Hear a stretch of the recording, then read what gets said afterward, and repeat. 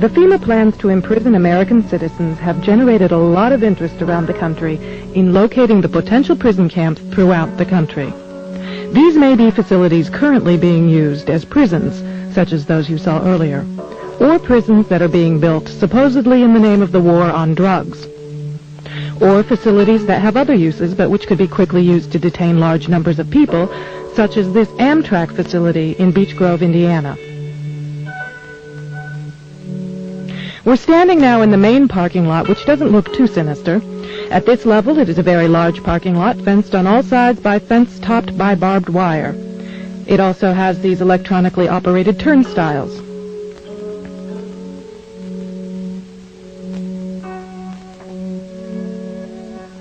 There is also a surveillance camera, just like we saw at the Fema facility, pointing out to the parking lot, and a helicopter windsock. All of these apparent security measures are particularly unusual here, because this is a very low crime area, and this facility is nothing but an old train repair station with nothing in it worth stealing. In this portion of the parking lot is a brick building, suitable for processing, next to a gate that leads right out to the railroad tracks, and all of this is contained inside a fully fenced area, now 3 layers deep in fencing at this point. This U.S. Air Force train indicates federal and military involvement. Facing the opposite direction, you can see that this area, too, is a very large fenced area with railroad track running the length of the fence and plenty of warehouses.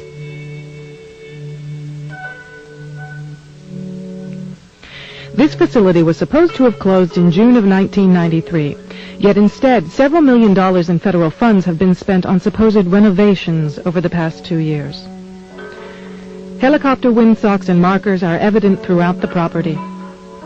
This small building is the only way into a particular fenced area. Inside this building, we see more of the motion-activated detectors, electronic turnstiles, and prison bars.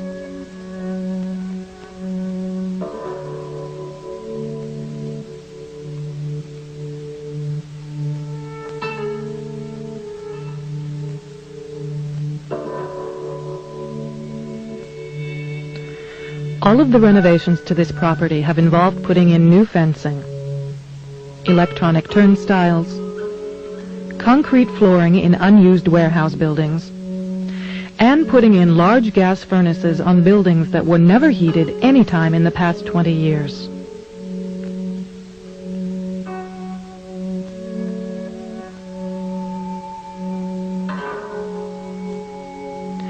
Outside this building is fencing and a cattle run section of fence, all topped by barbed wire, pointing inward, not to keep people out, but to keep people in. This was common throughout the facility, particularly the new fencing that had been erected.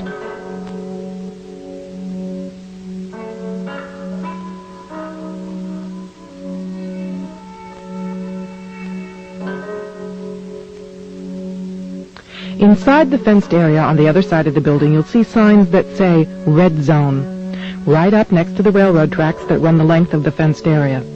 Next to the Red Zone sign, you can see closely numbered markers on the fences that are too closely spaced to be parking markers, just as if they plan to have people line up to board the trains.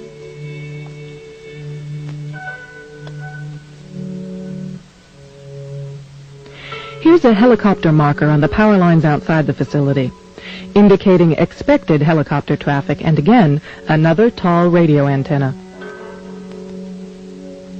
Looking around, you can get an idea of how huge this place is and how many people it could contain in its fenced-in area. In yet another fenced area, we see a large warehouse building at the end, with the electronic turnstiles in front of it. The building is one that has a new concrete floor, and its doors and windows have all been blocked. Outside, there are new gas pipes.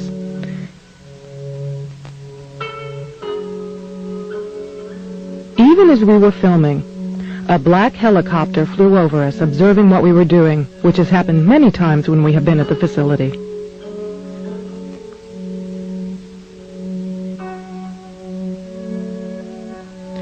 The gas lines and gas pipes at the facility run the length of the buildings.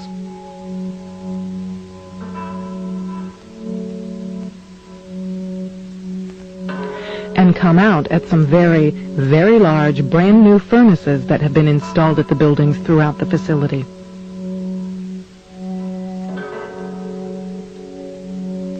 We found this crane, which has seen better days, but is plainly marked U.S. Army in the middle of the stockyard.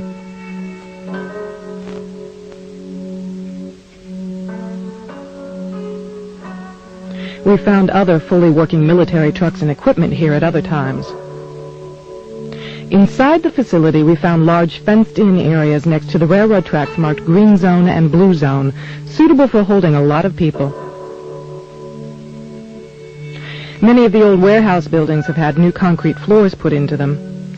Unused sections of railroad track have been dug up and replaced, and from the supplies in the stockyards, it is obvious they will be doing even more construction and fencing.